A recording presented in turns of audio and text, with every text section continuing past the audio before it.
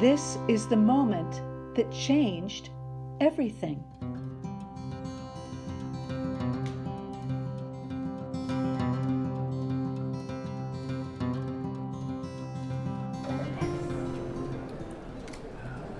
The Treaty on the Prohibition of Nuclear Weapons has been put to a vote. Since World War II, we still haven't been able to get rid of nuclear weapons. So far we've got 122 nations voting in favour. I really care about all human lives. I think everyone's value, is equal, and I think that a lot of people have been harmed by nuclear weapons. Their indiscriminate nature means that if one is used, civilians will die in the millions and millions. And I find that unacceptable. I think that should be illegal, and I think that should always have been illegal. The voting has been completed. The machine is locked. The US invests the billions of dollars in developing nuclear weapons. Can you imagine that? This money can help poor community to stand.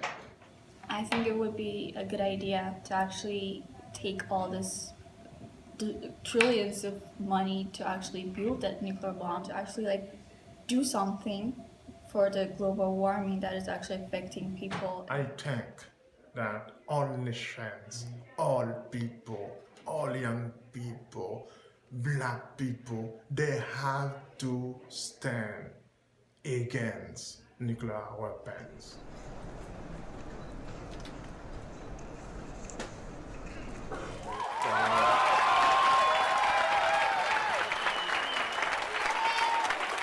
This is the moment that the United Nations voted to outlaw nuclear weapons for all time.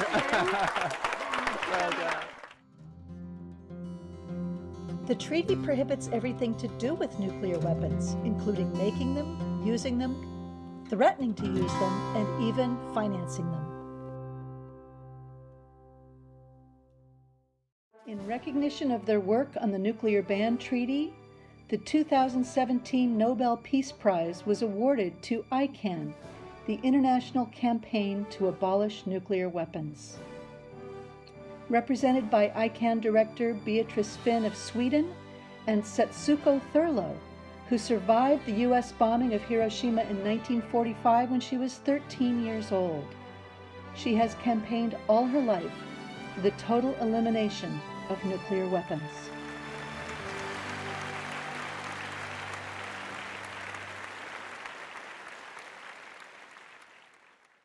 The world is speaking with one voice. Nuclear weapons are unacceptable, like chemical and biological weapons. The 9 nuclear-armed nations must sign the Nuclear Ban Treaty and negotiate together a multilateral plan to dismantle every single one.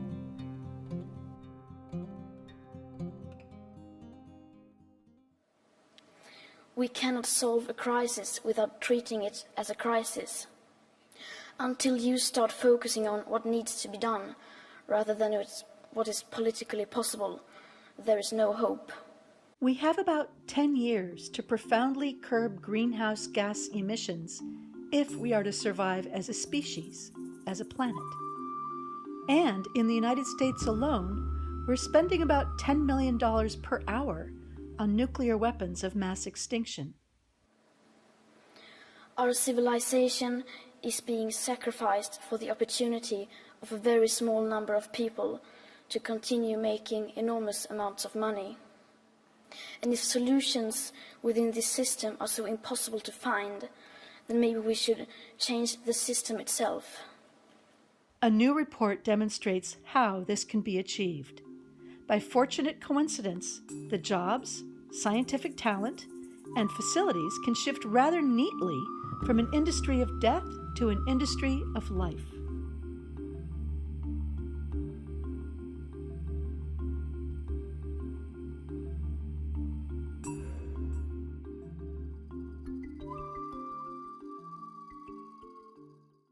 How do we use elimination of one great existential threat to humanity to solve the other great existential threat to humanity.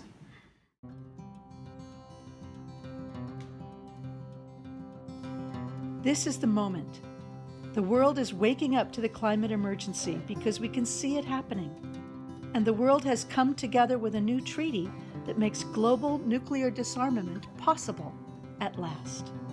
We must shift our priorities right now. And we can. It's a big investment, but the benefits are as large as life itself. Yeah, a treaty. We all have fresh